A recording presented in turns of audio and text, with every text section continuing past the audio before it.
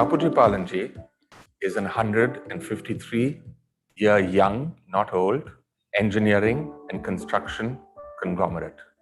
We have a dream to engineer a better planet.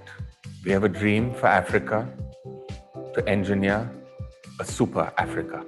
At Shapoorji, our dream for Africa was born a good 13 years ago. At Shapoorji, we believe that Africa and India were born of the same seed. We believe that we have a lot in common and that we can develop these two continents to the mutual benefit of each other. Today, I can proudly say that we are in over 20 different countries in Africa. Our objective at Shapoorji is to enjoy customer trust and to deliver iconic projects on time.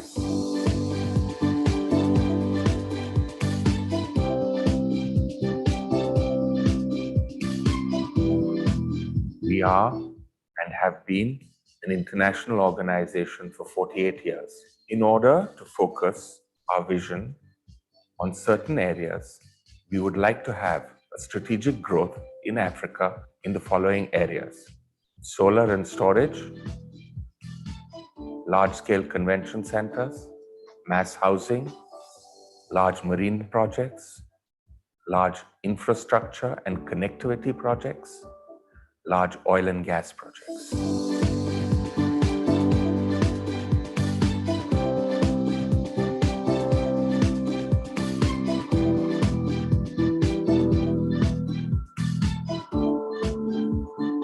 At Shapoorji, we endeavor to touch the lives of people in a beneficial manner in whichsoever country or geography that we put our foot into. We would like to come to Africa to enrich the social culture, the social fabric of the entire continent. We would like to come to Africa to enrich ourselves with the culture of the various different African countries. We plan at Shapoorji, we envision at Shapoorji, our focus at Shapoorji is to be in Africa for another 100 years. We would love to make investments in Africa and see Africa grow and grow together with Africa.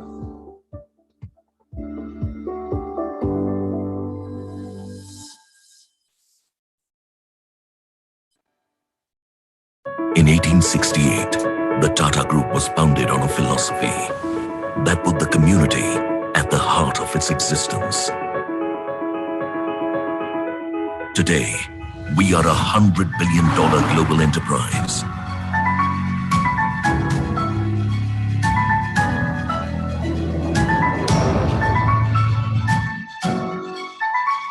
Our today has been built on enduring values.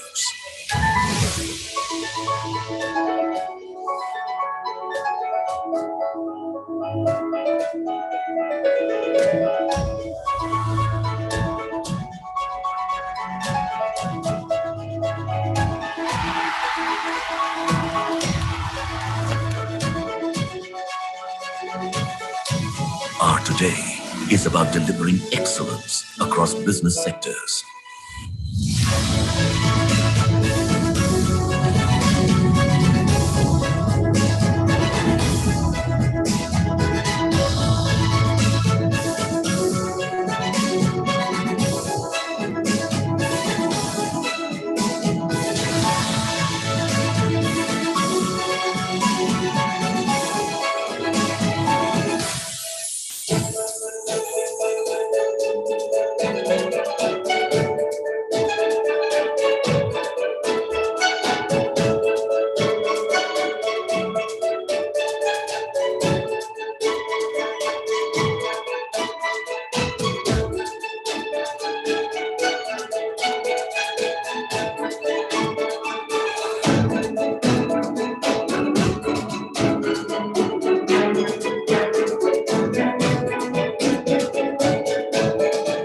Today is about building a future-ready nation.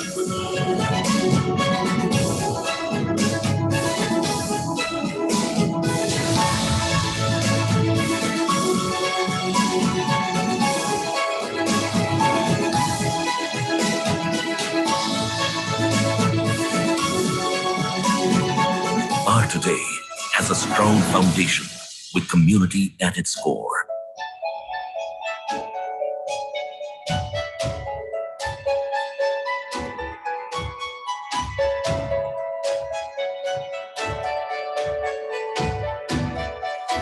Our today is dedicated to the communities we serve.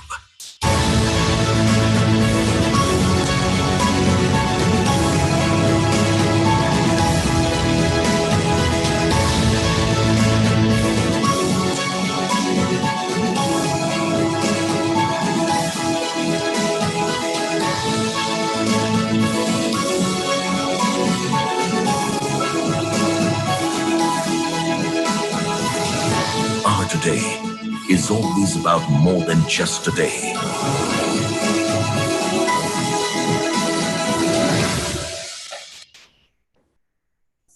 Our today is a continuous journey for a better tomorrow.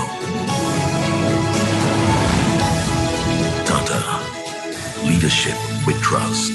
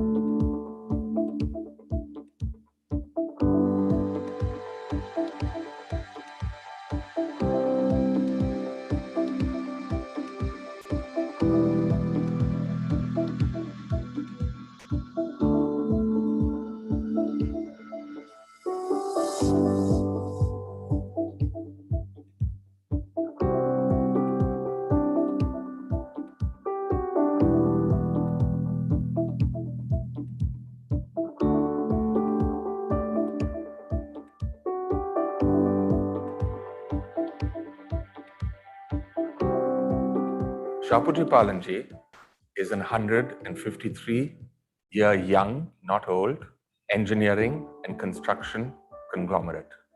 We have a dream to engineer a better planet.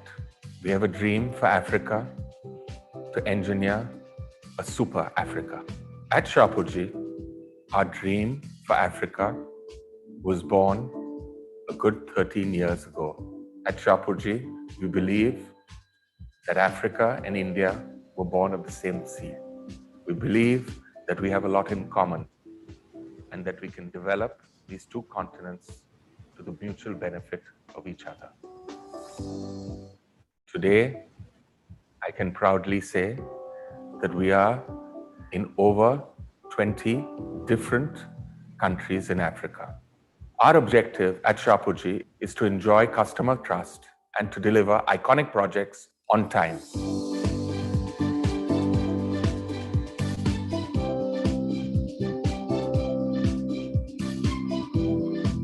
We are and have been an international organization for 48 years. In order to focus our vision on certain areas, we would like to have a strategic growth in Africa in the following areas: solar and storage, large-scale convention centers, mass housing, large marine projects, large infrastructure and connectivity projects, large oil and gas projects.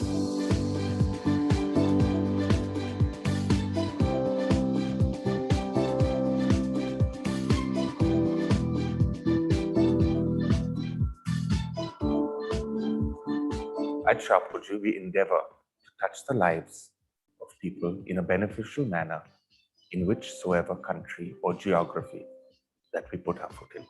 We would like to come to Africa to enrich the social culture, the social fabric of the entire continent. We would like to come to Africa to enrich ourselves with the culture of the various different African countries. We plan at Shapoorji, we envision at Shapoorji, our focus at Shapoorji is to be in Africa for another 100 years.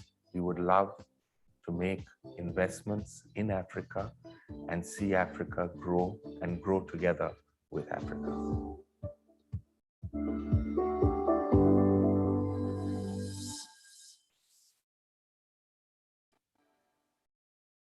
In 1868, the Tata Group was founded on a philosophy that put the community at the heart of its existence. Today, we are a $100 billion global enterprise.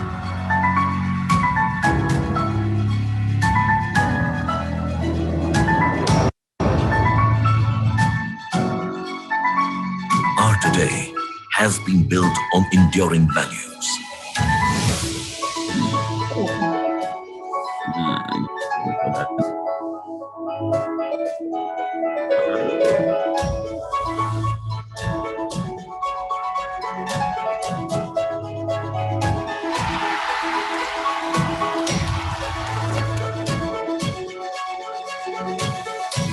Our today is about delivering excellence across business sectors.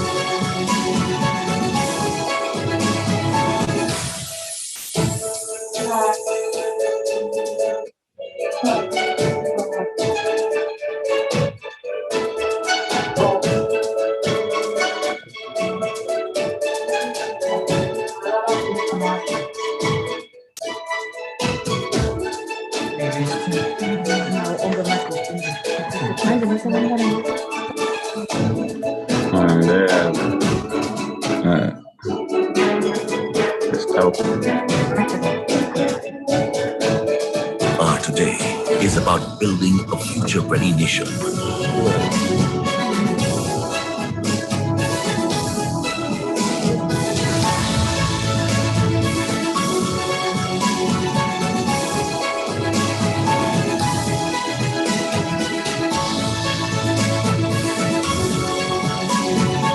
Our today has a strong foundation with community at its core.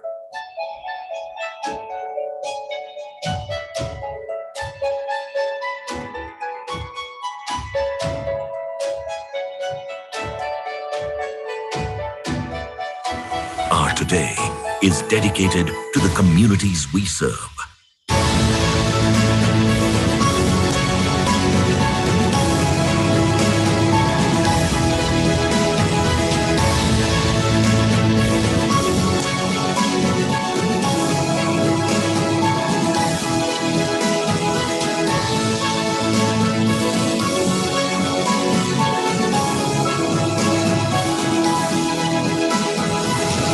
Our today is always about more than just today.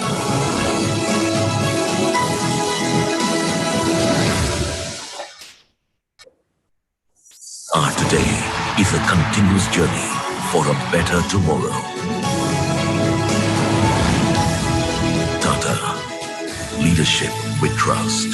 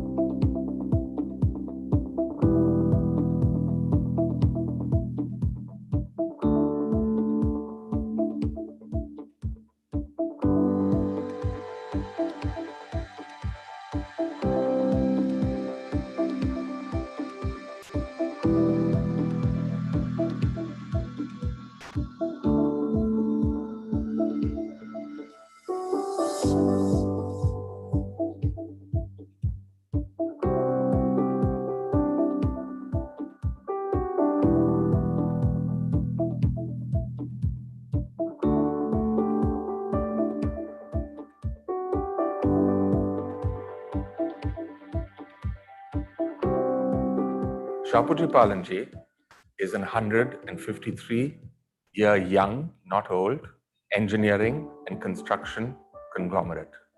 We have a dream to engineer a better planet. We have a dream for Africa to engineer a super Africa. At Shapoorji, our dream for Africa was born a good 13 years ago. At Shapoorji, we believe that Africa and India were born of the same seed. We believe that we have a lot in common and that we can develop these two continents to the mutual benefit of each other. Today, I can proudly say that we are in over 20 different countries in Africa. Our objective at Shapoorji is to enjoy customer trust and to deliver iconic projects on time.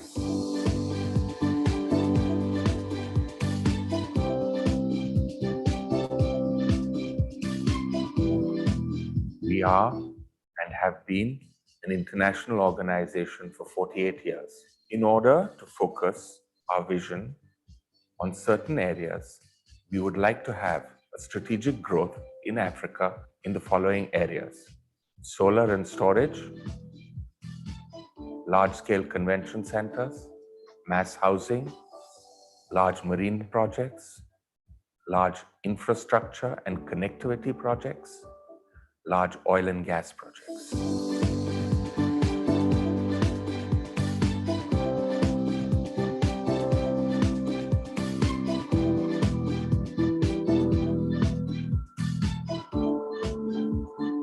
At Shapoorji, we endeavor to touch the lives of people in a beneficial manner in whichsoever country or geography that we put our foot into.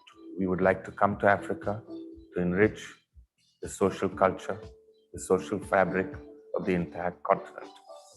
We would like to come to Africa to enrich ourselves with the culture of the various different African countries.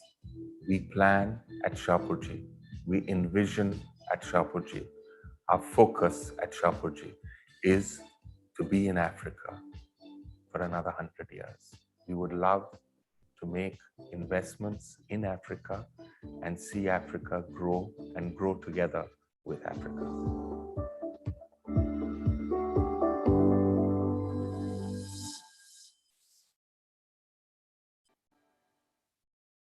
In 1868, the Tata Group was founded on a philosophy that put the community at the heart of its existence. Today, we are a $100 billion global enterprise.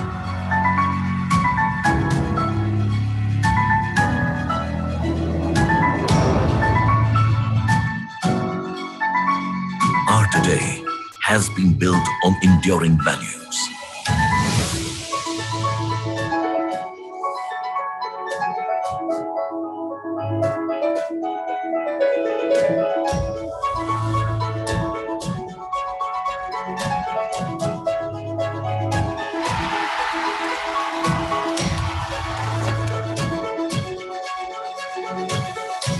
Our today is about delivering excellence across business sectors.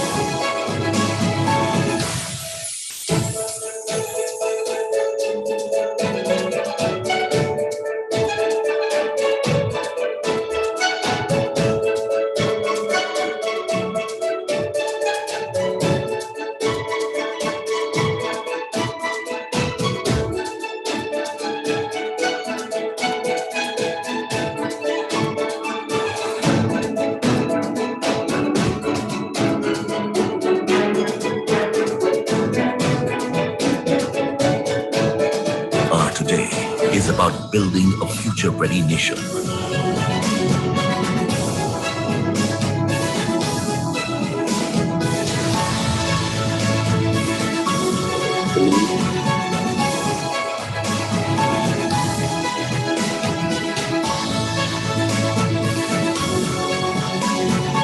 Our today has a strong foundation with community at its core.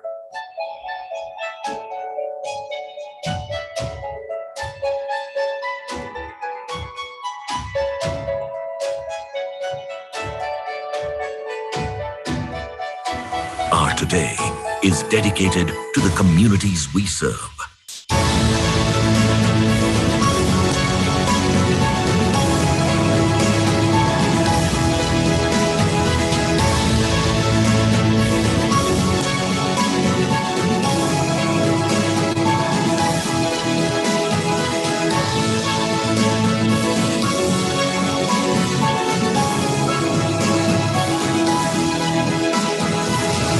Our today is always about more than just today.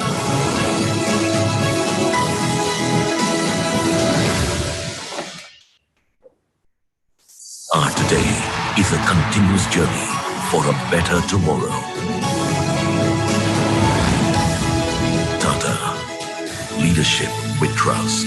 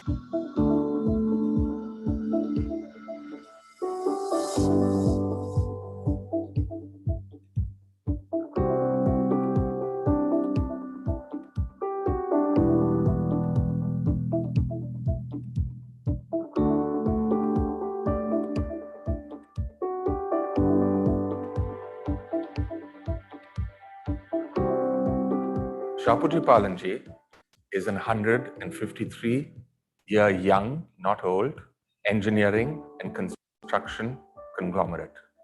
We have a dream to engineer a better planet. We have a dream for Africa to engineer a super Africa. At Shapuji, our dream for Africa was born a good 13 years ago. At Shapuji, we believe that Africa and India were born of the same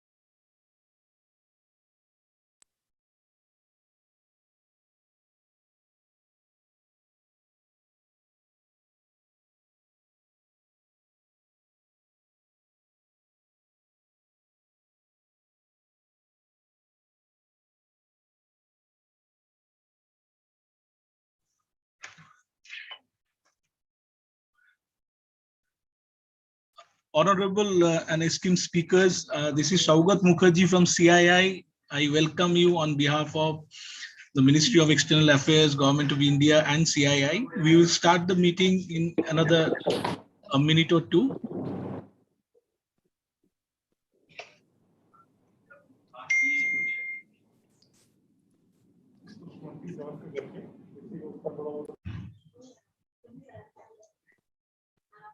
We have our chairman for this meeting, Mr. P. Harish. Sir, Shaugat from CII. We will start in 2 minutes, sir. Yes, Shaugat, thank you very much. I want to welcome and greet all our panelists, the honorable ministers from friendly countries in Africa, and all the other distinguished panelists from industry and business who are here today. We will start whenever CII indicates that all is clear. Thank you.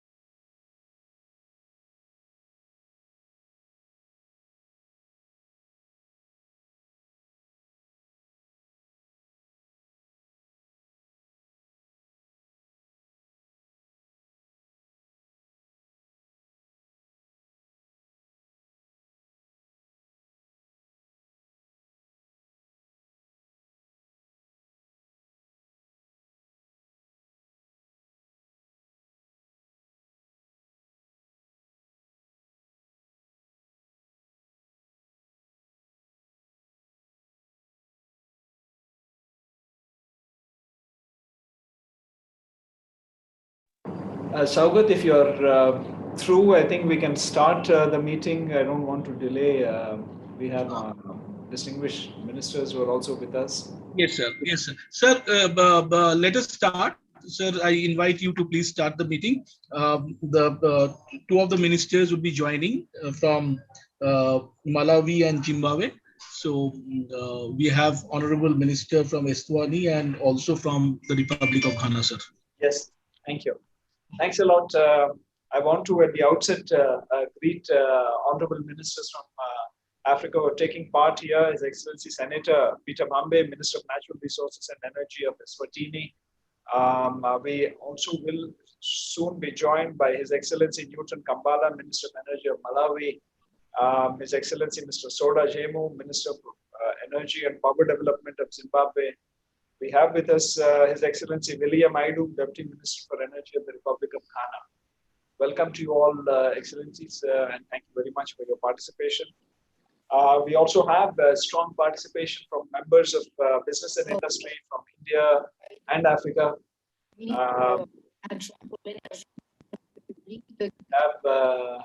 have Mr. Vinu George, President Africa of the Avada Group, Mr. Narendra Mohan Gupta of NTPC, Mr. Hassan Al-Aghravi, Director of International Cooperation of the National Agency for Energy Conservation of Tunisia, Mr. Krishnan Rajagopalan, Head of Sales and Business Development for Hybrid Energy and Storage Solutions of Sterling and Wilson, and Mr. Amit Kumar Kaushik of the International Solar Alliance of India.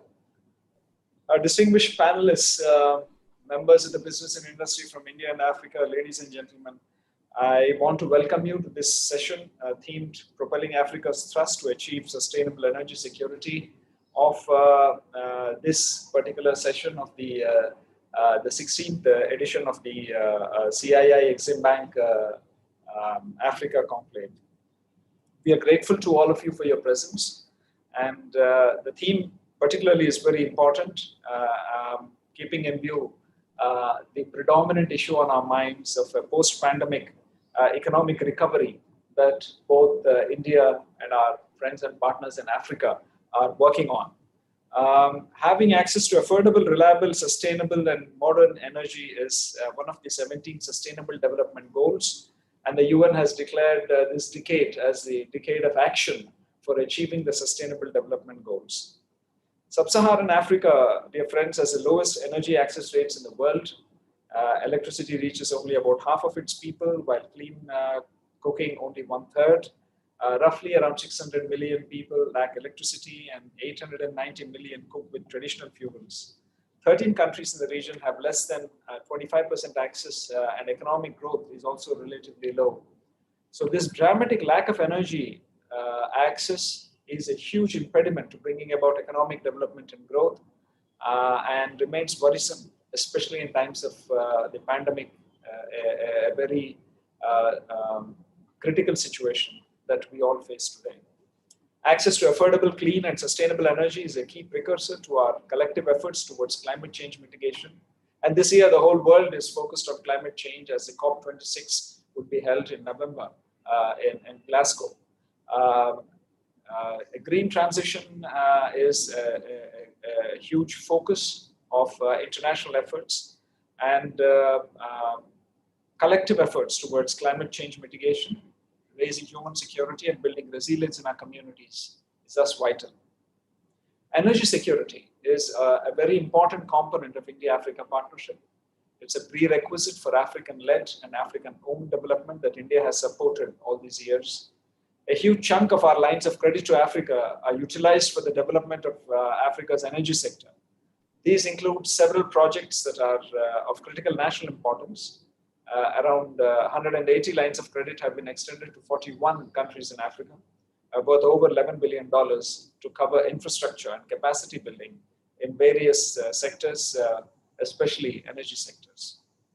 As on date, India has completed 10 solar energy projects in 5 African countries, worth over $73 million. Solar projects worth $150 million are in various stages of implementation in Africa. Of the 1.4 billion worth of solar energy projects that we have announced as part of our development partnership initiatives. Indian oil and gas companies already have huge investments in Africa, especially with our public sector undertaking ONGC Videsh Limited, having invested over $8 billion in Africa. ONGC has also announced plans of doubling its this investment over the next few years, both in upstream and downstream projects. Our friends in Africa have been great and enthusiastic supporters of the International Solar Alliance, which as of date has 98 signatories and 79 member countries. 37 countries from Africa are members of ISA as on date, and 43 African countries are signatories to the ISA Framework Agreement.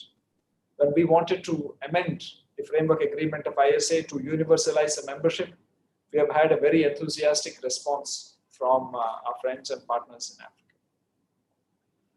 Recently, in May this year, the International Solar Alliance has announced collaboration with the European Investment Bank to scale up off-grid solar around Africa, with the objective to unlock investment and technical barriers that hold back sustainable development and green transition in the region. The government of India has also announced the One Sun, One World, One Grid initiative to leverage solar energy. Today, our renewable park capacity is the 4th largest in the world. It is growing at the fastest speed among all countries. The renewable energy capacity in India is currently 136 gigawatts, which is about 36% of our total capacity. By next year, the share of renewable capacity will increase to over 220 gigawatts. It is this expertise in renewable energy that we wish to bring to the benefit of our friends and partners in Africa. We have been a key champion of developing countries, especially from Africa, at various world and multilateral fora. In the current ongoing global discussions on climate change, especially vis-a-vis energy security, we have repeatedly called for international cooperation, transfer of technology, and making available the necessary finance so that green transition is smooth. The burden of green transition should not be placed on developing countries. And we have also opposed conditionalities, especially green conditionalities, at a time when developing countries are trying to recover from the negative impact of the pandemic. We have also been a champion of making available this technology and the necessary financing at the earliest. India has been using fiscal policy options, including tax incentives for environmentally friendly solutions to reduce the carbon intensity of the economy. Concessional tax rates are in place in India to promote the use of renewables, and the government has adopted policy measures aimed at ensuring better environmental outcomes, digital innovation, and developing of emerging fuels, energy efficiency, and afforestation. India has also been giving strong policy support for electric mobility, including tax concessions, and promoting alternative fuels to reduce consumption of fossil fuels. A focus on hydrogen and green hydrogen energy is a significant factor. And many of our companies, including those in the public sector, are focusing on the prospects for green hydrogen in the future. India is progressively becoming a preferred destination for investment in renewables. In the last 6 years, over $64 billion of investment has been made in renewable energy sector in India, with the objective to develop the country into a global manufacturing hub in the renewable energy sector. The demand for domestically manufactured solar cells and modules in India too is likely to be around 36 gigawatt over the next 3 years. Our policies are in line with our technology revolution. I spoke about our focus on hydrogen, and we have a comprehensive national hydrogen energy mission. We are also having a performance-linked incentive scheme in electronics manufacturing with a production-linked incentive scheme in electronics manufacturing. And we have decided to extend similar incentives to high-efficiency solar modules. Ensuring ease of doing business is our top priority.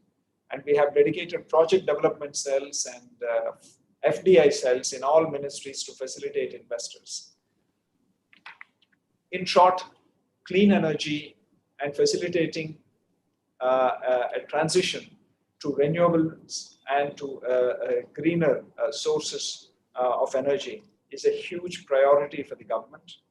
We look forward to leveraging our expertise in renewables with our friends and partners in Africa.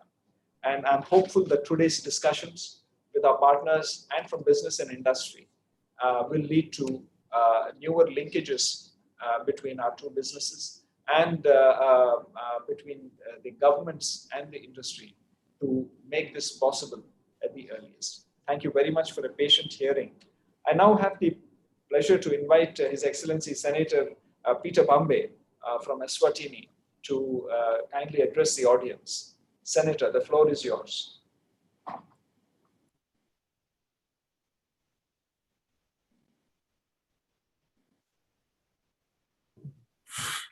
Good afternoon, Mr. Chairman. Thank you for allowing me to speak at this occasion. Guests of honor, panelists, distinguished ladies and gentlemen, good afternoon. Allow me to address the session on the topic, Propelling Africa's Trust to Achieve Sustainable Energy Security. As African states strive to industrialize their economies, there is an increased need for investment in the energy sector so that the demand for energy by industries is adequately met. In light of the threat of climate change to our environment, investments in renewables have become a compelling proposition, since this will ensure that countries achieve sustainable energy security. While worldwide investment into renewable energy has grown from less than $50 billion per year in 2004 to about $300 billion per year in the recent years. According to 2021 IRENA energy publications, these investments remain below their potential. This is particularly true for African countries, which are blessed with abundant renewable energy resources. Scaled up renewable energy investment on the foundation of sound enabling policy frameworks is critical to accelerate the continent's energy transformation and keep its many benefits while achieving climate and development targets. Public finance, including climate finance, plays an important role in bridging the financing gap and attracting further investment from the private sector. Institutional investors, such as pension funds, insurance companies, endowments, and sovereign wealth funds, have the potential to scale up major investments. There are many organizations such as the International Renewable Energy Agency, IRENA, who through the Sustainable Energy Marketplace showcase several financial instruments and funds for financing energy projects. It is imperative that more and more organizations and governments come on board and assist developing countries, particularly those in Africa, to access more funding for sustainable energy projects that will drive economic growth. There is an urgent need to also assist developing countries come up with solutions to address the issue of government sovereign guarantees, which sometimes prove as stumbling blocks for investment in sustainable energy projects. May I now speak on the Eswatini context. The Kingdom of Eswatini has continuously strived to improve investment in the energy sector, particularly in renewable energy projects. Observing that increased investment in renewable energy projects cannot be achieved without involving the private sector, the government has come up with a number of strategies that seek to leverage on the private sector to ensure that more investments go towards sustainable energy projects. Eswatini developed an energy master plan which sought to focus the country's energy demand up to year 2034 and determining how best to meet the country's energy demand using the least cost technologies. The master plan assists the private sector and other interested parties to properly plan their projects with more conviction, and as such, the country is able to leverage on the investment to develop sustainable energy projects. Further, power procurement in Eswatini is done through a competitive bidding process which promotes transparency and fairness. This project also gives confidence to project financiers. The country will be shortly announcing preferred bidders for the 40 megawatts solar PV, and before the year draws to a close, the selection of projects for the 40 megawatts biomass procurement process will also be completed. To ensure sustainable and affordable energy supply in Eswatini, the development of base load station is key. The country is looking at developing a more sustainable approach to power generation and promote efficient use of energy. The country is cognizant of the requirements of the Paris Agreement on COP21, which sets out a map for reduction in the emission of greenhouse gases. Our view is that modern power generation technologies will result in sustainable ideas to resolve the energy trilemma. Eswatini has realized the need to also leverage on local financial institutions to provide finance and for the renewable energy projects. Such financial institutions, which include pension funds, private banks, have been consulted at great length, and they have shown great interest in participating in sustainable energy projects. Government is also working with other government ministries and departments, as well as other organizations, in an attempt to secure funding from international financing windows, such as the Green Climate Fund and the Global Environment Facility.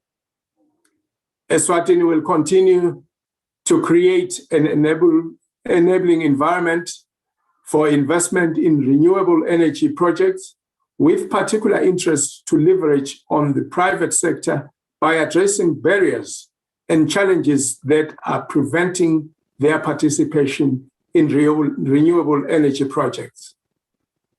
Continued engagements with other countries in terms of information sharing and technology development, as well as strategies is key in order to ensure that countries are in a better position to ensure sustainable energy security. I thank you, Mr. Chairman, and distinguished ladies and gentlemen. Thank you, Senator Bambe, for that, for your remarks. You have rightly pointed on the importance of green finance and sustainable energy markets. I think it is very important that we have multilateral development institutions and other banks provide the necessary financing for green finance projects. Over 90% of the sustainable finance in the world is raised from developed country capital markets. And it is vital for us to be engaged with developed country capital markets to ensure that the green finance and the sustainable development finance that is raised there is also utilized in adequate measure in developing countries and in LDCs. Thank you very much for those remarks. May I now invite His Excellency Mr. Newton Kambala, Minister of Energy of Malawi, to give his remarks. Thank you very much, and good afternoon, good evening, depending on your region. Your Excellencies, Honorable Ministers, the moderator, distinguished participants, ladies and gentlemen. It is my pleasure on behalf of Malawi government and particularly the Minister of Energy. I feel greatly honored to participate in this 16th CI Exim Bank Concave on Africa, India-Africa project partnerships being held under the theme Harnessing the Africa-India Opportunity, Connect, Create, and Collaborate. Indeed, we African countries and India need to connect, create opportunities, and collaborate with the private sector, both local and international, such that as those within the concave membership in implementing the interventions that are aimed at improving our respective countries' energy security. This is fundamental for sustaining Africa's economic growth and development.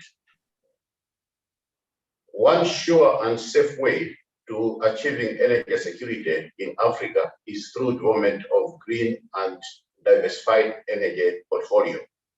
In this regard, Malawi has got an ambitious target of increasing the contribution of solar in the energy mix to 23% by 2023, from the current less than 5% level.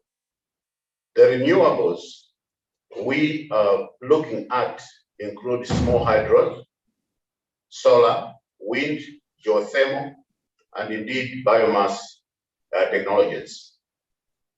Distinguished participants, ladies and gentlemen, you may wish to know that overall goal of the energy sector in Malawi as outlined in the National Energy Policy of 2018, the Malawi Growth and Development Strategy 3, and the Malawi 2063 vision is to increase access to affordable, reliable, sustainable, efficient, and modern energy for every person in the country by 2030.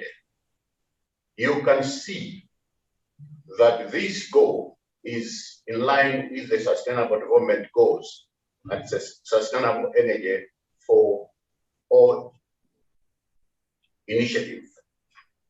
However, Malawi faces the following challenges in the run-up to meeting this goal by 2030. Low electricity installation capacity, which stands at 520 megawatts against the forecast demand of 720 megawatts. Overall dependence on one technology, which is hydro, and worse, this dependency is only on one river, Shire River. Of all the 390 megawatts generated by hydro, only 45 megawatts is generated from a different river. We also have a challenge on low power generation due to low water levels in Lake Malawi, which is the source of the Shire River, and subsequently reduced water levels. It also reduces the water flows. This is largely attributed to the impact of climate change. This is also increased by the fact that currently all hydro plants in Malawi are of runoff river type.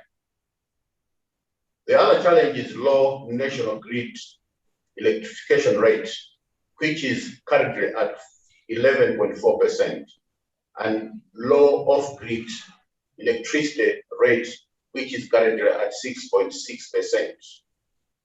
And the other challenge we have is limited financial resources for implementation of power projects. To address the challenges, the government of Malawi is encouraging private sector participation in the power industry to implement its efforts.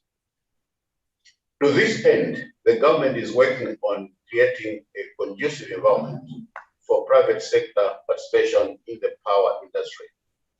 Among other interventions, the government has done the following. One, the Electricity Act of 2004 has been amended to allow private sector participation in the power industry.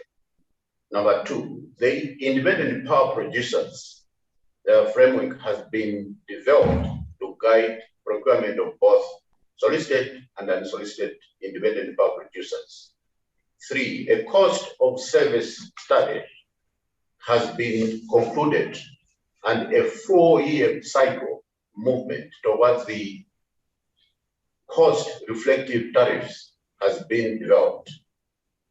Some transmission and distribution infrastructure has been constructed, rehabilitated, upgraded, and operated to allow smooth evacuation of power.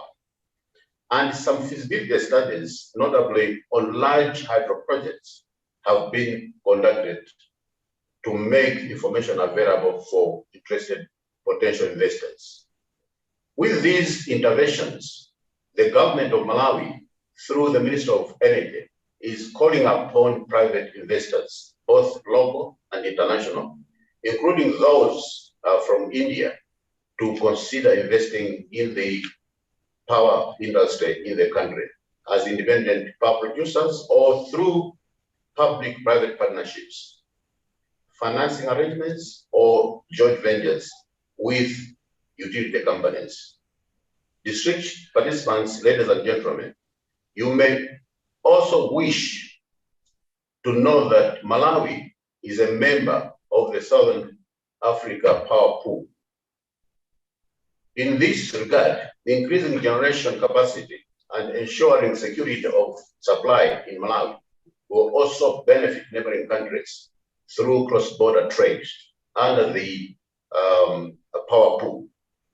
By connecting neighboring countries, like the United Republic of Tanzania, through the Songwe Hydro project that we are jointly developing between Malawi and Tanzania, we will also connect the connected to the Eastern Africa power pool, hence benefiting even more neighboring countries.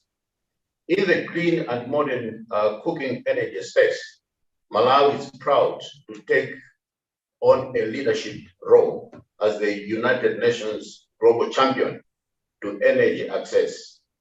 We were given the leadership role in Southern Africa following attainment of our goal of disseminating 2 million clean cook stoves by 2020, which was our own contribution to the global goal of 1 million set by the Clean Cooking Alliance. We used our own homegrown initiative to achieve this. In this year, 2021, we all need to accelerate momentum on clean cooking. We need all those involved to step up and make this a year of remarkable action on access to sustainable energy.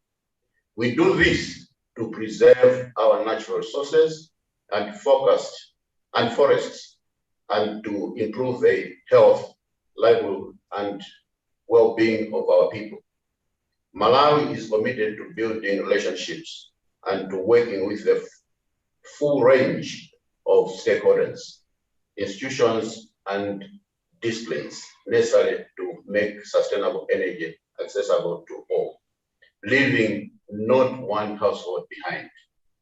In conclusion, the Malawi's Minister of Energy would like to sincerely thank CII Exim Bank of India for organizing this conclave and providing Malawi a platform to showcase business opportunities that are available in the power sector in the country.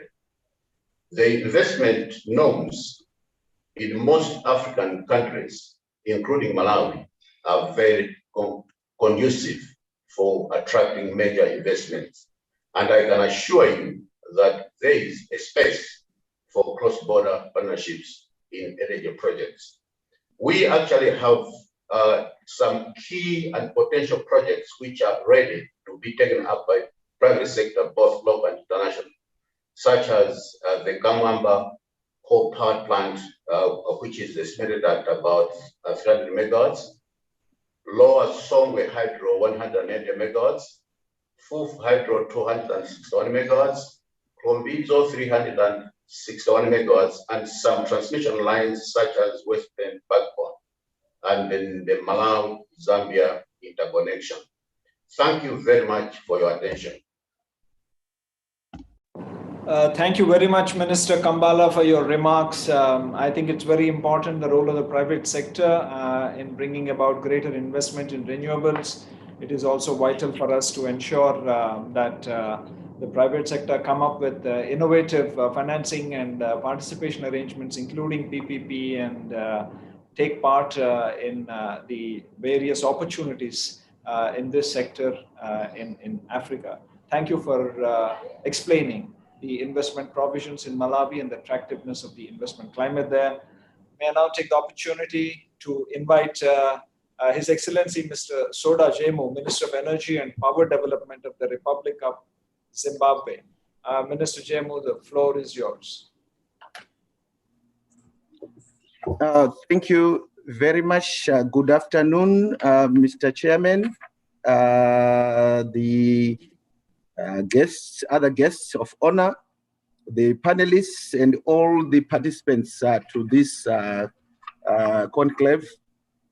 It is my privilege and honor to address you at this 16th Confederation of Indian Industries Exim Bank Conclave on India and Africa Projects Partnership on the theme, Harnessing the Africa to India Opportunity Connect, Create, and Collaborate.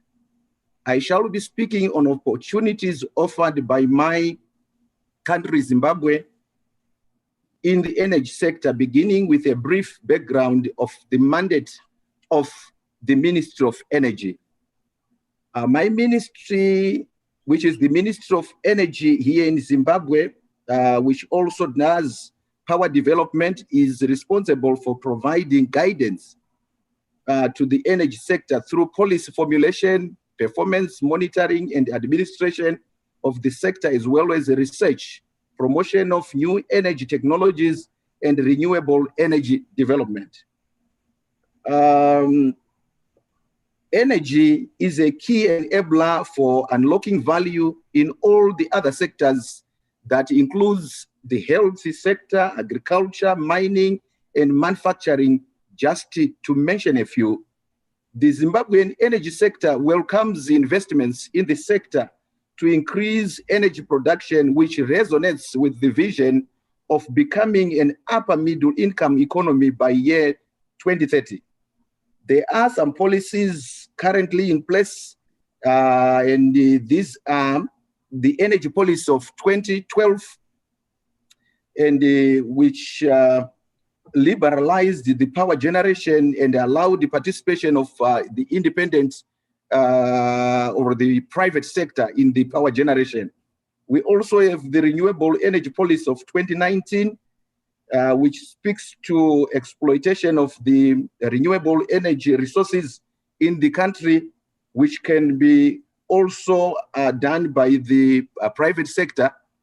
We also have the biofuels policy, and again, it's of 2019. Currently, the ministry is working on the National Energy Efficiency Policy and the Electric Mobility Framework, which will soon be finalized, and we hope this will be achieved before the end of this year. Zimbabwe has vast opportunities in the energy sector, as evidenced by the abundant resources, which includes solar radiation with an annual daily average of 20 megajoules per square meter. Again, about 5,000 megawatts of hydropower potential is concentrated along the Zambezi River and many other mini hydro sites that are available in the country. Opportunities for wind energy exploitation with feasibility studies at pre-selected sites and development of wind power projects are actually in progress. Natural gas and the coal bed methane deposits with approximately 40 teracubic feet of gas is also available in the country. Then we also have about 12 billion metric tons of proven coal resources that are mostly situated in the northern to northwestern part of the country. And that's another resource that is available in the country. We'll now speak of the energy supply situation that is our situation in the country at the moment. The provision of adequate, reliable, and sustainable energy remains key as the country moves towards attaining a middle-income economy by 2030. With regards to the power sector, the daily maximum demand in the country ranges between 1,400 megawatts to 1,700 megawatts against the current average achievable capacity of around 1,450 megawatts. To augment internal generation, the country imports power from Mozambique, that is 50 megawatts firm, and from Eskom of South Africa, we are getting up to 300 megawatts. This is non-firm, and also additional imports are sourced from through the day-ahead market of the Southern African power pool. In terms of electricity access, about 44% of the country's households have access to electricity, the majority of whom live in urban areas. Rural communities are being encouraged to adopt decentralized renewable energy technologies such as solar, home systems, biogas technologies, and improved wood stoves for their domestic provisions. In terms of fuel, the country imports all its fuel requirements while petrol is blended with ethanol at levels of up to 20%, depending on availability. The bulk of the fuel comes through the pipeline, which is 80% of the fuel is coming through the pipeline, making the pipeline the lifeline of the country in terms of fuel imports, while about 16% is transported by road and 4% is coming through rail, necessitating the need for investments in all these sectors. There are plans to upgrade the pipeline in anticipation of an increase in demand of petroleum products in the country. Investments in the sector can be through independent power producers or public-private partnerships. The process to become an independent power producer or PPP requires some of the following. There has to be registration with the Zimbabwean investments and the development agents of Zimbabwe. Then a power generation license is also obtainable through our regulator, which is Zimbabwe Energy Regulatory Authority. Then also a grid impact assessment is supposed to be carried out when one wants to participate in energy production that is done through Zimbabwe Electricity Transmission Distribution Company. Then a power purchase agreement is also to be signed with our power utility, which ultimately becomes the off-taker of the power when it is generated. Also, another requirement is on environmental impact assessments, which is also done by our agents, which handles issues of environment. Then company registration is also a requirement, which is done through the Companies and Registration Act of Zimbabwe. These are all enablers for one to participate in power generation in the country. There are quite a number of opportunities that are available in the country, and these include the demand side management, such as prepayment meters and smart meters and energy management services and equipment. Also through manufacturing and selling energy saving bulbs such as CFLs and LEDs. Another opportunity arises through coal bed methane gas exploration in one of our areas in the country, which is Lupani, and the development of gas-powered power plants. We also have opportunities through the Kondo hydropower, through the construction of a dam and hydropower plant at the confluence of two rivers, which is Save and Tsunguzwi rivers. Then also another opportunity is in sub-transmission and distribution system reinforcement projects through construction and reinforcement or rehabilitation of the existing substations and the switching stations. Also, other opportunities are in the upgradation and refurbishment of several network infrastructure and network expansion projects. We also have other opportunities through the refurbishment and repowering of the existing old thermal power plants to ensure reliability and improve internal power generation. Then also through development of new power projects as independent power producers. Like I've already indicated earlier on, through renewable energy, we have solar. We are looking at development of solar power plants as independent power producers. Also, opportunities on solar water heating for the domestic and institutional sectors. Then also through manufacture of solar panels and components, solar water pumping and irrigation equipments. Then also other opportunities are through distributed solar products business, that's solar home systems, solar lanterns, solar mini grids, and others. Incentives that the country is offering for the investments, especially in the renewable energy sector, are through the tax holidays for power projects. Then the national project status is also granted depending on the size of the project. Then duty-free importation of power generation equipment and components. Then we also have exemptions from payment of withholding taxes.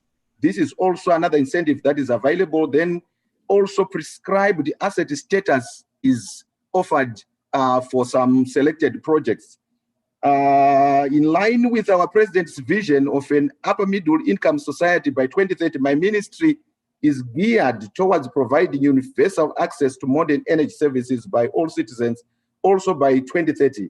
In order to achieve that, we are prepared for an energy transition that will be anchored on renewable and clean energy technologies. And I will conclude by inviting for investments in all the areas that I've just highlighted. And I want to thank you. Thank you, Minister Jemo, for your remarks. I think that was useful. May I now take the opportunity to invite the Deputy Minister for Energy, Republic of Ghana, His Excellency Mr. William Aidu. The floor is yours, Deputy Minister Aidu. Thank you very much, Mr. Chairman. And greetings from Ghana, especially my minister who unfortunately couldn't join us, that's Honorable Dr. Matthew Prempeh. He sends his regards to all of you. Honorable ministers, distinguished ladies and gentlemen, it gives me great pleasure to address the 16th India Industry Conclave and the project partnership, which is being held under the theme Harnessing the Africa-India Opportunity, Connect, Create, Collaborate. And I bring you warm regards from the government and the people of Ghana. Distinguished ladies and gentlemen, Africa and India share deep bonds that go back centuries. The establishment of this conclave, now in its 16th edition with significant achievement, is ample proof that working together and harnessing our resources, we can help make our respective countries and the world at large a better place. I therefore wish to congratulate the organizers for making the 16th conclave a possibility, particularly within the context of a global pandemic. Distinguished ladies and gentlemen, sustainable energy remains one of the most important and engaging issues of our time, especially as the global population increases and along with it, the growing demand for energy. Reliable, sustainable, and affordable energy drives industrial growth, and with its economic advancement and an improvement in the lives of our people. It is therefore with delight that I seek to address this conclave on the topic propelling Africa's thrust to achieve sustainable energy security.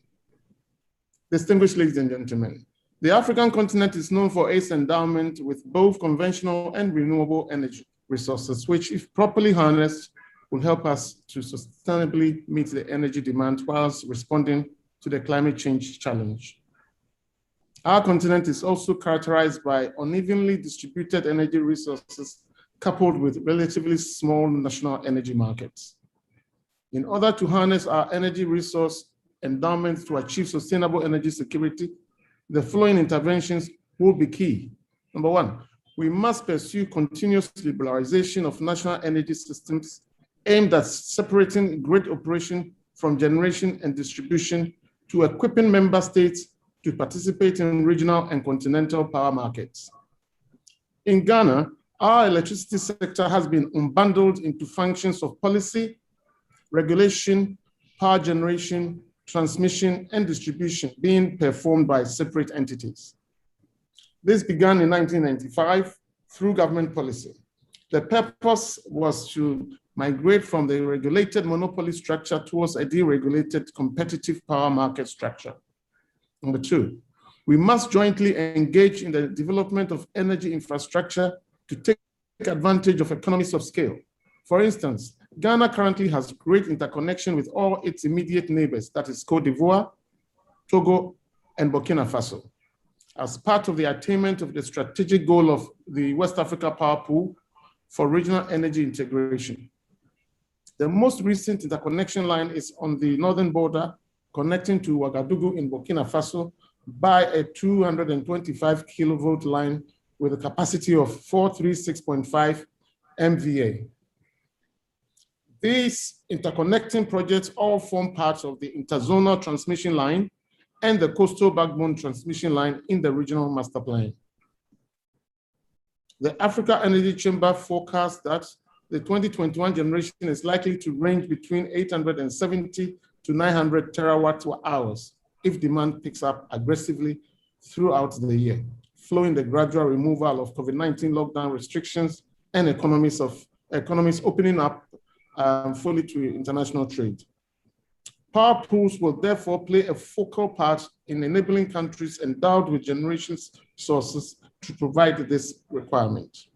Number three is we must also give priority attention to trading of energy resources and services within the continent, notably through sub-regional power pools. We can do this by encouraging more cross-border flows of electricity to make sure that we use the most efficient and least polluting power plants at any given time and share renewable energies over a larger area. The effect of this is it increases competition by limiting subsidies and other incentives to fossil fuel plants. The Africa Single Electricity Market, which was launched in June 2021, will be an essential element of the African Continental Free Trade Agreement. It will offer African industries, businesses, and households secure, competitive, and affordable electricity. At the same time, it can help improve energy security and reduce electricity prices for the consumers. Fourth, further to this, African nations must aim at improving our share of green sources in our energy mix in alignment with our SDG goal to becoming climate neutral by 2030. This implies a significant increase in renewables in the energy system. Achieving this goal will require that renewable and cleaner form of electricity become an important and larger portion of needs ahead of fossils. Evidently, in Ghana, the president, His Excellency Nana Akufo-Addo, is leading the crusade as he lighted his commitment in ways to step up cooperation in the areas of climate change, renewable energy, and capacity building in March 2018 at the International Solar Alliance in New Delhi. 5, the energy security can also be enhanced by improved energy efficiency through decreasing reliance on fossil fuels. Estimates show that about 30 to 40% of energy savings can be achieved using currently available technology. Distinguished ladies and gentlemen, in our collective goals for a more energy efficient global community are to be achieved, then we must continue to work together and share our stories for the common good. Ghana is actually open for business in the areas that I have elucidated earlier. I know you are all welcome to come to Ghana, and it's open for business, like I said. And Honorable Minister, my boss, the Honorable Matthew Prempeh, will be very happy to receive you in Ghana. Thank you and good day to all of you. Thank you very much, Deputy Minister Aidu, for that explanation. I think it's vital for us to be aware of the investment climate in Ghana, and for investors to be fully conversant with the rules and regulations and the developments in the power sector in your country. We also have a number of members from the business and industry today. May I quickly request them to make their intervention, starting with Vinu George, President Africa Business of the Avada Group. Mr. George, I'll be grateful if you can stick to a 5-minute timeline, keeping in view the time limitations. Okay. I would thereafter go to other members of the business and industry who are here. Yeah. I give you the floor, Mr. George. Good evening, gentlemen. Thanks a lot for this opportunity to speak this forum. I represent a company by the name Avada Energy. We are one of the large renewable energy developers in India. We have close to 1.5 gigawatt of operational capacity as of today. And we are in the process of developing another 3.5 gigawatt of projects, which will be progressively commissioned by the March of 2022, which should make us a 5 gigawatt company by 2022. And we aim to be a 10 gigawatt company by 2025. That's our business plan. We have a mandate to find business in Africa, especially the renewable energy business, which we are into. We are primarily into solar and wind energy. And we have been working in Africa now for the past almost, I would say, close to 3 years. We have signed one PPA in the Western African country, Guinea, and we are working on 4 other countries where we have MOUs signed, and we have completed the feasibility studies, and we are waiting for the process of negotiations of PPA and concession agreement. So what I find basically is that 3 things stand out in African nations. One is that there is an abundance of renewable energy source. There's a lot of use of conventional fossil fuels even today for generation of energy. That's another thing that stands out. And the access to electricity remains very poor even today. It's about 30 to 40% in most countries. And now the focus with the green energy initiatives that has been spread across the world, people are slowly turning to renewable energy. But there are still a lot of countries which have still not transitioned to their renewable energy state. A few countries like Morocco, Egypt, Zambia, South Africa, they have already started the competitive bids in their country, which makes it easier for people to bid and win projects there. Other countries which are still in the developing stage still have a feed-in tariff regime, but the process of negotiating a feed-in tariff contract in these countries continue to remain pretty slow. That is one major finding that I have found. It takes time. Things don't move as fast as it should. It should move in these countries. Now, in Africa, most of these countries, the grid infrastructure is bad. It is not very good in many countries. And therefore, even if you look for a solar or a renewable energy project set up in these countries, we will have to look at a centralized mode combined with the microgrids or the distributed distribution system, because the grid is non-existent in many parts of the country. So these are the 2 areas where we are also working on. We are looking at both microgrids as well as centralized solar projects in these countries. Now, some of my experiences which I wish to share in this forum is that even today, there is a reluctance on the part of the IFC in extending, mega insurance covers to many countries, which is a bottleneck for developers in arranging the requisite funding for the projects. So this is an area where the governments will have to work with the World Bank to see how their ratings can be improved and to see how they can, offer us how this can be circumvented. This is a major problem for investors when it comes to financial closures. The other thing that we see in these countries is that there is a very high cost of environment and social impact assessment. So basically what happens is that as part of the DPR, we always do an ESIS study. We submit an environment and social management plan with the DPRs. But in spite of that, there is an insistence for redoing the entire thing again after the projects are, when it comes to the stage of implementation. So this is an addition of time. This is an addition of costs. And then the costs associated with the ESAB program seems to be abnormally high in some of these countries, which is also a deterrent for investors to invest in these countries. This is a problem that we need to see how it has to be tackled. One more area where I find is the issue regarding allotment of land. Many countries offer government land for setting up on long-term lease basis, which is a very, very conducive factor for investors like us in the private sector to come in and invest. Many countries still ask you to arrange for your own land. So this becomes a bottleneck, especially in countries like Africa, where we find that land acquisition becomes a big problem in some countries. So this is an area which the governments can spend some time on to see how it can be sorted out for us. The grid infrastructure requires major maintenance and overall and upgradation, which needs to be taken up by the local governments, or they should mandate that as part of the job to the companies who are interested to develop these projects in these countries.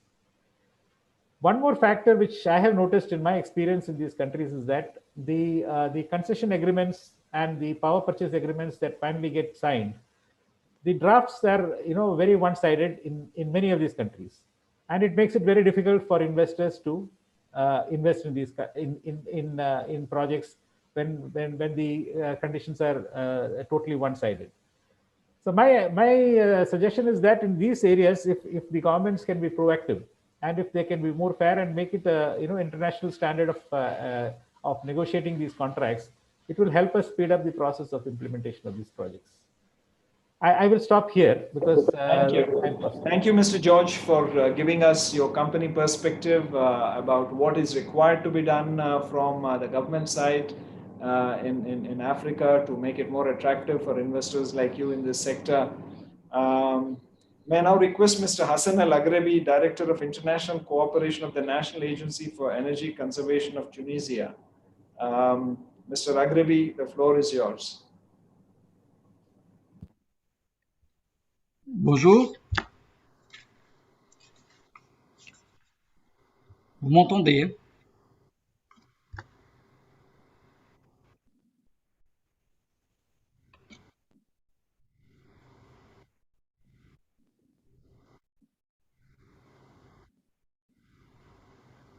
Okay. Je commence là.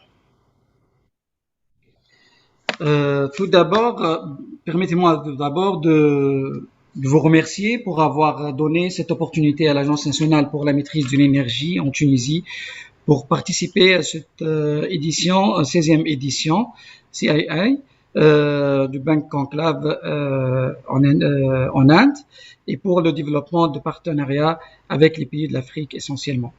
Je vous transmets également les salutations de notre directeur général qui n'a pas pu participer à cet événement à cause d'un engagement avec le ministère de tutelle et la présidence du gouvernement en Tunisie. Mon intervention, permettez-moi tout d'abord, je vais éteindre la vidéo pour avoir une meilleure, pour ne pas avoir un problème de connexion.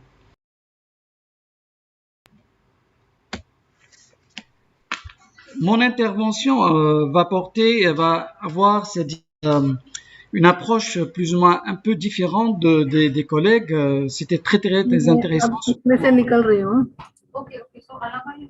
qu'on a entendu aujourd'hui sur les pays de l'Afrique. Je vais présenter un peu l'expérience de la Tunisie et quels sont les principaux programmes de transition énergétique essentiellement et quelle l'expérience avec les pays de l'Afrique et quelques recommandations qu'on estime pour le développement de partenariats tripartites avec à travers les pays de l'Afrique subsaharienne. L'énergie a connu depuis plusieurs années une baisse des hydrocarbures conjuguée à une croissance continue dans la demande énergétique structurelle qui a atteint 49% depuis 2017 et 60% en 2019, 57% en 2020 et ce déficit s'accentue de plus en plus, qui pourrait atteindre 73% en 2030 si les ressources nationales et la demande énergétique locale continuent avec la même tendance actuelle. Bon, cette situation aura des répercussions bien évidemment graves sur les plans économiques, sociaux et stratégiques. Sur le plan stratégique, par exemple, ça pose un problème sérieux des enjeux de sécurité et d'approvisionnement énergétique, surtout que le secteur électrique en Tunisie s'est enfermé dans une dépendance totale au gaz naturel.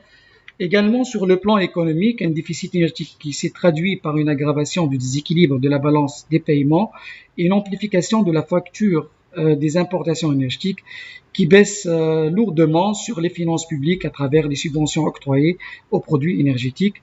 Et sur le plan social, et je suppose que c'est le cas pour la majorité des pays du continent, donc c'est l'amplification et l'extension de la précarité énergétique qui s'accentue et devient de plus en plus vulnérable pour la population, de plus en plus une plus grande majorité de la population des pays comme la Tunisie.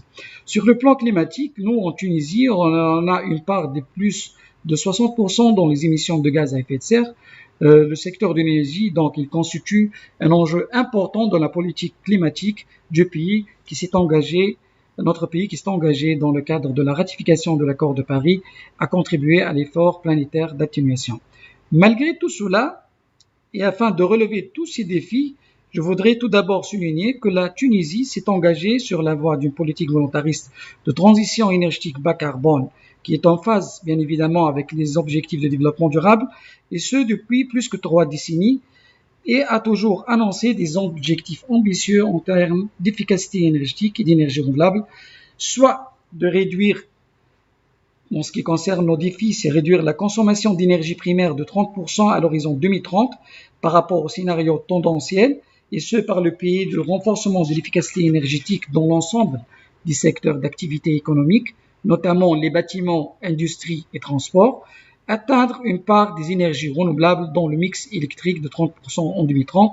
Et très récemment, une étude stratégique qui a été élaborée qui a augmenté la part des énergies renouvelables qu'on peut les atteindre 80% en 2050. Actuellement, on a des obstacles à atteindre les 30% et on est en train de les soulever et on est en avance par rapport à notre stratégie de développement des énergies renouvelables. Le troisième défi, c'est de réduire l'intensité carbone de 41% en 2010 par rapport à à l'horizon 2030 par rapport à l'année de référence 2010. Le plus important et le plus intéressant de notre politique, c'est que cette politique se repose sur 4 axes principaux. Un cadre institutionnel qui est très important, dédié et organisé par la création notamment de notre agence de maîtrise de l'énergie en 1985. C'est la première agence qui a été créée dans le continent africain, je peux le dire, et dans la région MENA qui opère dans ce domaine, efficacité énergétique et énergie renouvelable. Donc au moment, à l'époque, la Tunisie, elle a été énergétiquement excédentaire. Donc on a anticipé sur la volatilité, la rareté des ressources conventionnelles et de l'énergie conventionnelle. Également la mise en place d'un cadre réglementaire évolutif et répondant aux défis actuels et futurs en termes de maîtrise de l'énergie, notamment sur les énergies renouvelables, et un cadre incitatif à travers la mise en place d'un fonds de transition énergétique qui est un fonds tuniso-tunisien unique pour le moment dans la région, si je peux dire. C'est un fonds qui octroie des surprimes. Il a été créé en 2005, qui octroie des surprimes et des primes pour encourager les investissements en renouvelables et efficacité énergétique. Actuellement, il devient opérationnel en termes de crédit et participation au capital pour augmenter, c'est-à-dire l'accessibilité à un nouveau financement pour surtout les petites et moyennes entreprises. Donc, en résumé, c'est que le Fonds de transition énergétique en Tunisie, le cadre réglementaire relatif à la production d'électricité à partir des énergies renouvelables, constitue les 2 leviers mis en place par le gouvernement pour assurer un changement d'échelle requis au niveau des investissements dans le domaine de l'efficacité énergétique et énergie renouvelable pour permettre d'atteindre les objectifs que se sont fixés le pouvoir public dans ce domaine. Pour faire également tout cela, il faut mettre en place également un appui horizontal à travers la réalisation d'actions d'accompagnement, que ce soit pour la formation, la communication, la sensibilisation et le renforcement des capacités nationales. À cet effet, pour la Tunisie, on a mis en place plusieurs programmes nationaux afin d'atteindre ces objectifs de transition énergétique devenus de nos jours une obligation, à savoir le programme ProSolElec. Le ProSolElec, c'est l'équivalent du toit solaire. C'est un programme très ambitieux dont le mécanisme il a été dupliqué dans pas mal des pays de la région MENA, qui vise l'installation à basse tension, c'est-à-dire de photovoltaïque d'énergie solaire, avec un mécanisme financier, le paiement à travers la facture de la société d'électricité et du gaz tunisienne qui assure le monopole actuellement du transport et la distribution de l'énergie. D'accord ? Il y a d'autres programmes, que ce soit le programme actuellement qui vise les ménages les plus démunis, les ménages à faible revenu. Ce sont des programmes sociaux et programmes économiques qui visent les ménages dont la consommation annuelle elle est inférieure à 1800 kWh par an. Donc ça, on vise une tranche très importante de ménages avec un mécanisme également très attractif, à l'instar de ce qu'on a mis dans le cadre du programme ProSolElec. Le ProSolElec, juste une petite parenthèse, nous, au départ, c'était en 2009, on a visé, c'est-à-dire de mettre en place 15 mégawatts, c'est-à-dire pour le ProSolElec, mais on a atteint plus que l'objectif. Actuellement, on est à près de 120 mégawatts d'installation de toits solaires en Tunisie. Ça, il y a le ProSolElec économique, il y a pas mal d'autres. Je vais revenir sur les grands projets également de concession et d'autorisation qui est actuellement gérée à travers notre ministère, dont l'ANME fait partie incontournable de participation dans la commission technique pour les énergies renouvelables, donc la concession qui vise plusieurs projets. Là, si je rentre en détail, il y a pas mal de choses, mais à titre d'indicatif, pour le premier round, pour la concession, on a atteint pour l'éolien le meilleur tarif, le plus moindre tarif à moindre coût, c'est 62 000 limes à la région du sud tunisien, le kilowattheure. Et c'est un exploit pour nous, c'est-à-dire avec l'ouverture de concurrence du secteur privé public. Dans ce cas-là, si vous voulez, c'est-à-dire on est ouvert même avec les entreprises indiennes ou de l'Inde, c'est-à-dire pour collaborer dans ce domaine et fournir tous les éléments nécessaires pour accéder au marché tunisien.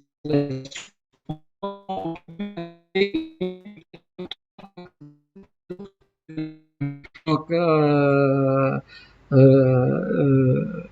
voilà. Il y en a d'autres également actions d'accompagnement qui ont été mises en place dans le cadre des projets de coopération, à savoir la mise en place d'un helpdesk ici à l'ANME qui vise à aider les investisseurs, donner des conseils pour les investisseurs, que ce soit publics et privés, surtout le public, bon, c'est la STEC principalement, et surtout les investisseurs privés, tout ce qui est, c'est-à-dire le programme et appui aux investissements renouvelables, les problèmes fonciers, comme ça a été dit par notre collègue juste l'intervention juste avant, c'est un problème très important. Là, c'est persiste, mais on est en train de trouver des solutions par rapport à ça. Et il y en a d'autres, des cellules également de traitement des dossiers dédiés pour le traitement des dossiers d'investissement pour les programmes nationaux au sein de l'ANME, bien évidemment, en collaboration avec les acteurs clés dans le secteur, ce que ce soit surtout public, les chambres des investisseurs, les chambres de commerce ici en Tunisie. En résumé, avec tous ces objectifs ambitieux, une volonté déclarée de cadre incitatif et réglementaire favorable en Tunisie qui a été engagée pour une voie de transition énergétique économique vers une économie sobre en carbone qui contribue à des efforts visant la lutte contre les changements climatiques. Actuellement, on vise également pour les développements des nouvelles technologies. On est en train d'étudier également nouvelles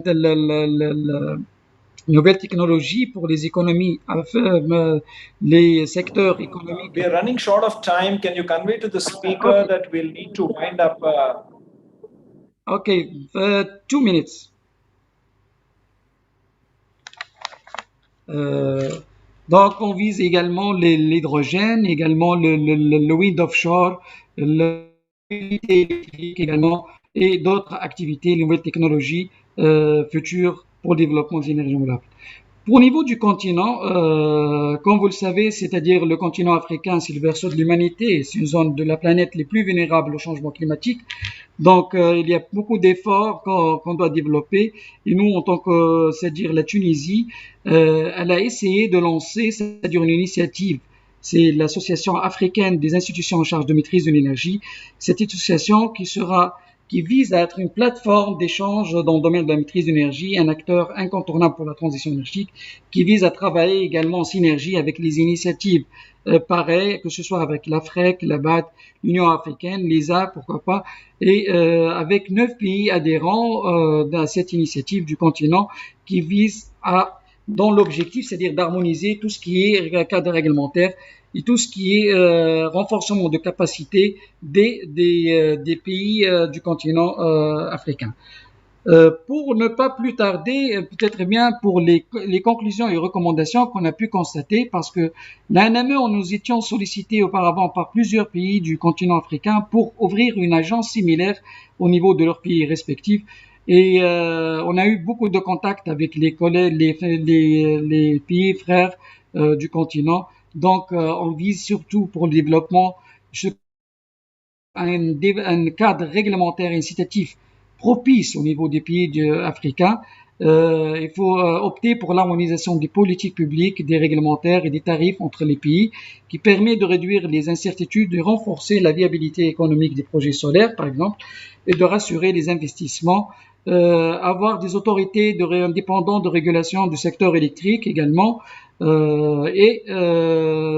viser également le développement de partenariats publics PPP et le développement de nouvelles filières industrielles pour une intégration industrielle au niveau des pays de la région et contribuer à l'atteinte des objectifs de transition énergétique. Également, il faut favoriser avoir un renforcement de capacité au niveau des nouvelles technologies et surtout pour l'accès au financement, notamment les financements verts et les financements à travers l'Inde, que je suis vraiment très chaud d'avoir, c'est-à-dire les financements offerts par l'Inde pour l'encouragement de renouvelables. Peut-être bien on pourra l'exploiter même pour la Tunisie pour avoir une opportunité d'offrir un nouveau financement pour des investisseurs tunisiens. Et à la fin, il faut recourir à la tarification carbone, si je pourrais dire, qui pourrait être une source de financement pour les investissements, que ce soit renouvelables et efficaces énergétiques dans le futur. Et je vous remercie pour votre patience et votre écoute. Merci. Thank you very much, Mr. Aghravi. I'm sorry to have done this because we are having a shortage of time here and we had to intervene. May I now request Mr. Narendra Mohan Gupta, the Chief General Manager and Head of International Business of NTPC. I'm sorry, I'll have to request you to be short. I know it's unfair, but we are running short of time and we have a ministerial session coming immediately after this. So I request you to take the floor and keep it short. Thank you.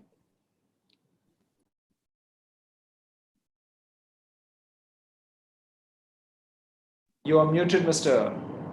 You're muted here, I think, Mr. Gupta.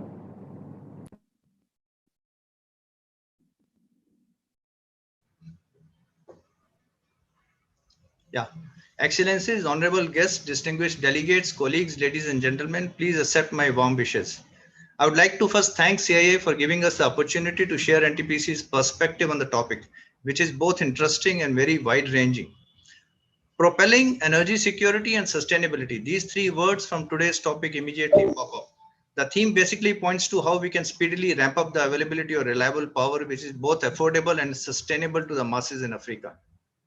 A closer look at the topic reveals that desired objectives of the discussion are a bit conflicting. Still today, Africa has one of the lowest per capita power consumption rates in the world. So the immediate need appears to be quickly improving access to electricity to people of Africa. However, unavailability of grid and transmission and distribution infrastructure in the region is one major bottleneck towards delivery of affordable power, thereby severely affecting energy equity among its population. Decentralized mode of power generation connected through microgrid and fed by renewable sources seems to be the natural solution in areas unserved by the grid, but it has limitation of inherent variability and non-dispatchable nature of the power thus generated. The RE source is environmentally sustainable, but does it solve the problem of energy security? I think it does not in the current form. Adding a backup element to the distributed generation shall certainly help. This shall go a long way in substituting costly imported diesel, which is currently the source of power generation in many African countries, which cost in the range of 30 to 40 US cents per unit. Also, the low gestation period of installation of RE sources shall help augment the installed capacity in a short period of time. I think the countries in Africa need to look at solving the issue of power by having an approach which addresses short-term and long-term needs. The continent of Africa is undergoing massive transformation, both demographically and structurally, with a rapid urbanization happening everywhere. With almost 60% of Africa's population under 25, the continent must take action to reap the demographic dividend by promoting industry and creating jobs. And for that to happen in the long run, affordable, reliable, and environment-friendly, sustainable baseload power shall be required. Currently, BESS available in the market are mainly designed to tackle intermittency and generation variability in the RE space, but they are very costly. In India, we have tried to move away from plain vanilla utility scale RE projects towards round-the-clock solutions using mix of solar, wind, and hydro to migrate the problem of intermittency. Surely these utility scale solutions shall involve some form of storage so that power supply from such generators can be scheduled. Africa is endowed by abundant solar irradiation and hydro potential. These two resources can be utilized in tandem to address the problem of variability in RE generation. Hydro resource can be used to create pumped storage facility to be utilized as a storage element in the utility scale RE projects, which can then be environmentally sustainable and reliable. On the technology front, there are other storage solutions in the pipeline apart from BSS, which may prove to be consequential in tackling the problem of RE variability. Standalone fuel cell based backup power system and a microgrid system with hydrogen production using electrolyzer are two solutions which we in NTPC are working through pilot projects. These two solutions can also be used together, which can help solve the twin problem of energy equity and security in future. NTPC is currently a 66 plus gigawatt company based mainly on conventional sources of generation, but by 2032, we intend to add 60 gigawatt through RE sources. Apart from enhancing our RE portfolio, we are simultaneously working on reducing GHG emissions from our coal-based power plant using clean coal technologies. In RE space, we are installing both ground-mounted and floating utility-scale solar PV plants, apart from wind turbine and hydro power plants. We commissioned our first grid-connected 5 megawatt solar PV plant way back in 2013. The tariff for this plant was around 24 cents per unit, but with the concerted efforts, we were able to achieve a rate of around 2.7 cents or maybe lower per unit for a 200 megawatt solar plant in Gujarat last year. Currently, we are developing around 6 gigawatt of our own portfolio with 1.4 gigawatt of already commissioned capacity. We are actually looking at opportunities abroad, particularly in Africa, both as developer and consultant across the value chain of the power sector. We have signed MOUs with government of Malawi and Zimbabwe for cooperation in power sector. We have also finalized MOU with Masen of Morocco and UEGCL of Uganda, and the same shall be signed upon restoration of normalcy post-COVID. Our ISA counterpart is also here in the panel. We are the corporate partner of ISA and their PMC consultant for development of solar parks in ISA member countries and solarization solution for 47 LDC and SIDS countries. I'd like to inform the audience here that we are currently providing PMC services for 285 megawatt of solar park in Togo, 100 megawatt in Malawi, 500 megawatt in Mali, 50 megawatt in Niger, and 900 megawatt in Cuba. And we look forward to offer our services to other African countries towards setting up of ground-mounted and floating solar PV solutions, for which we have mandate to develop 10,000 megawatt of solar power in ISA member countries. I would also take this opportunity to highlight some challenges that we have faced while exploring power project development opportunities in Africa. The foremost being the bankability issue of the projects due to reluctance on the part of governments to provide guarantee for securing investment and revenues. In some cases, we have also faced restrictive clauses with regard to sourcing of manpower and material, which has direct bearing on the cost of the project. I think standard project templates with adequate guarantee provisions aimed at de-risking the projects with involvement of MDBs and other financial institutions may go a long way in sending the positive signal to prospective developers who are eagerly looking at investing in African power sector, including NTPC. Thank you very much. Thank you, sir. Thank you, Mr. Gupta. Thank you for that explanation. We hope that your portfolio is not only infused with greater component of renewable energy, but also with a greater geographic component and a greater component from Africa. May I now request Mr. Krishnan Rajagopalan, Head Sales and Business Development of Sterling and Wilson to please speak again. I request you to keep it short. Time is really of the essence. We have already exceeded our time. Thank you. Thank you, sir. Warm welcome to all the ministries and excellencies from partner African countries, EAM, External Affairs Ministry, CIA, and EXIM India. I will keep it very short. Many of the panelists have spoken about the African space. I represent Sterling and Wilson. It's 94 years old, part of Shapurji Palanji Group. Quickly, we operate in about 40 countries with about 20 nationalities. We are one of the largest EPC companies in the renewable space in the world, with over 9 gigawatts of commissioned solar projects, over 200 megawatt of solar projects commissioned in the sub-Saharan Africa. And out of the 9 gigawatts, 7 gigawatts are under operation maintenance services. Typical of Africa, the land of unlimited opportunities, but the largest oil and gas deposits, largest mineral deposits, renewable potential highest in the world, Ironically, the average power cost in Africa is $16.5 per kilowatt hour.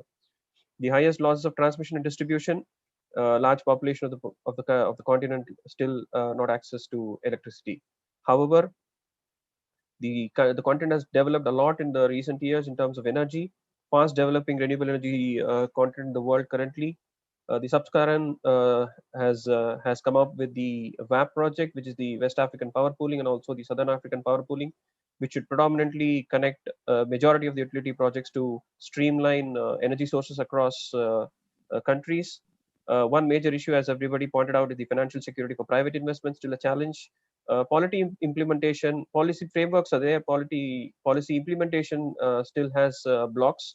What is the solution for these in the present condition or in the present future?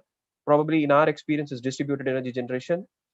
Distributed energy generation probably with higher efficiencies these days brings your LCOE against the fossil fuel systems in off-grid areas.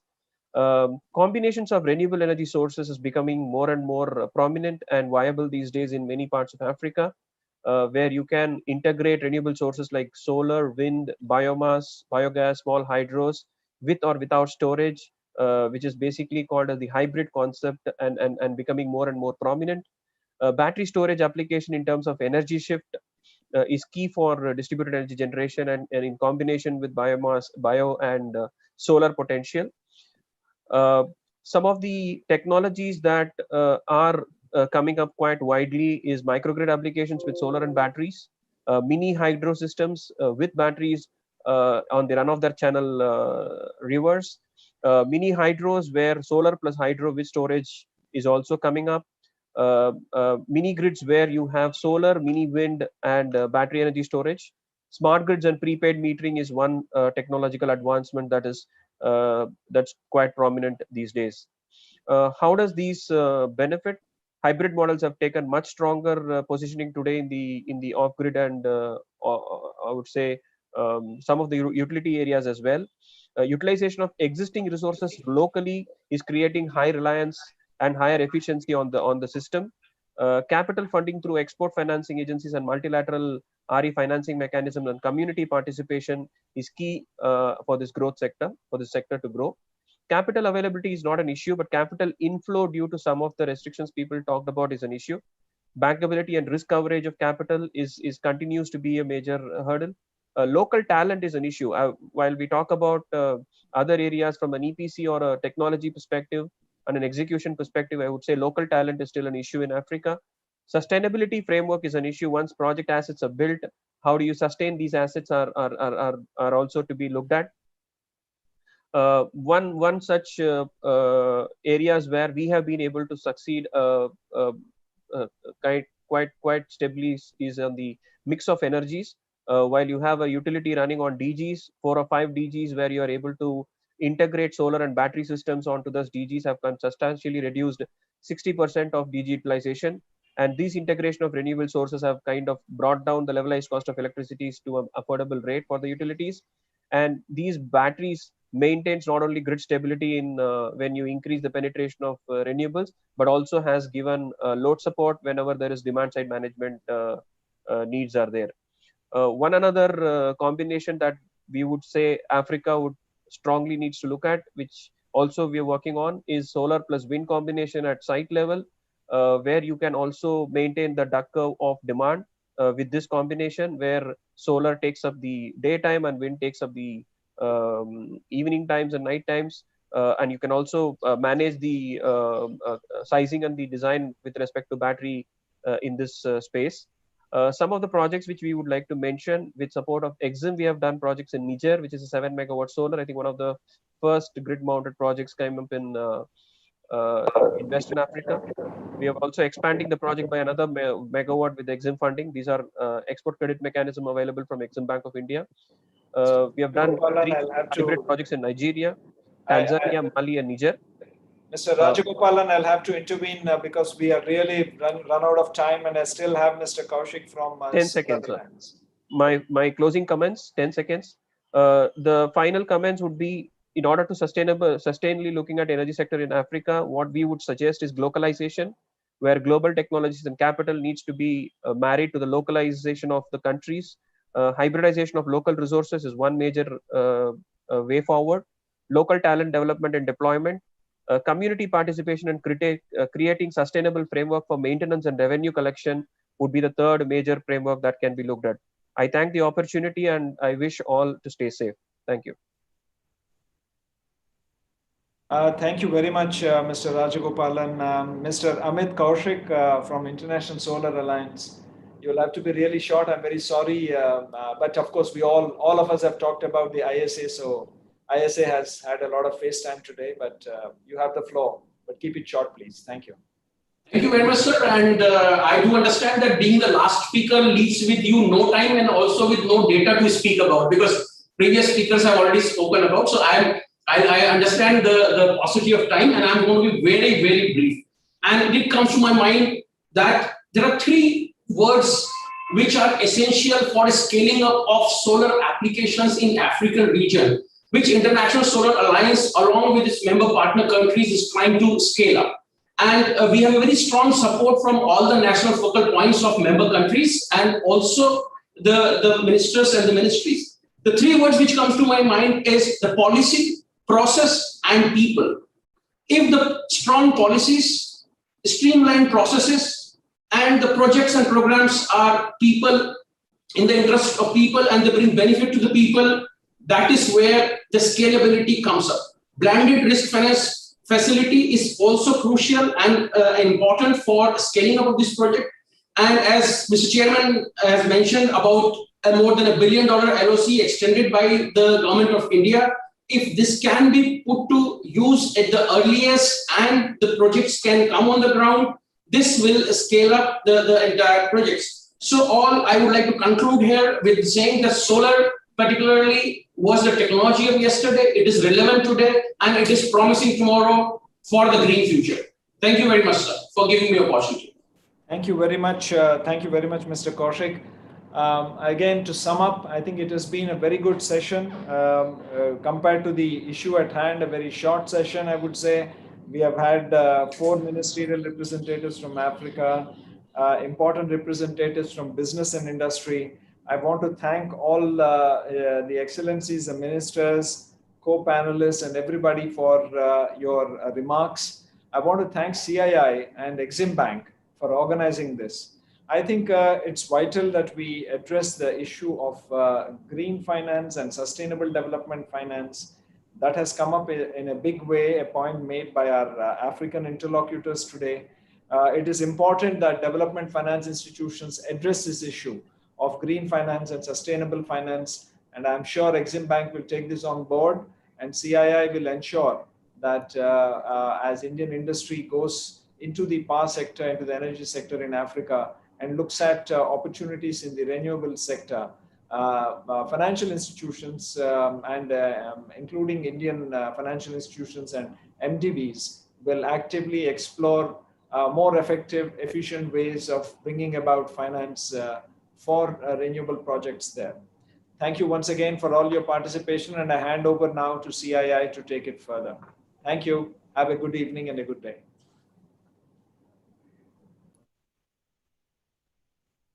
Thank you, Exim Bank.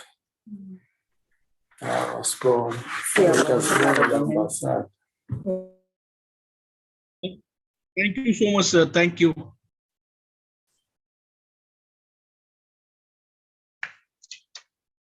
Thank you, Gulru.